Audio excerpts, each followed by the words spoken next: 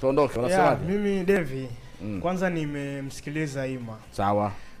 Kwenye issue ya Dombia kuna kitu ambacho nitaenda kumpinga. Yes, kwa sababu unajua huyu ni mchezaji ambaye ni mpya, amekuja kwenye timu, sio? Simba ukitazama karibia kikosi kizima pale cha msimu ambao umeenda kumalizika wapo. Kasoro ni Ibrahim Jabal, tumeona ameingia kwenye first 11. Mwalimu pia akamwamini Dombia, sio? Kuna baadhi ya vitu Steven Becker anaanza kuvitengeneza kwenye timu. Havitatokea tu vup. Sawa, ni mchezaji mzuri huko alikotoka, kafunga mipira ya juu sana kwa vichwa, sio? Lakini ni vitu ambavyo vinatengenezwa kwenye timu. Tazama fullback zote za pembeni za Simba, Docho pamoja na Nixon Kibabage. Wakishavuka mstari wa kati, nini ambacho product yao ya mwisho ni nini ambacho wanaenda kukitengeneza?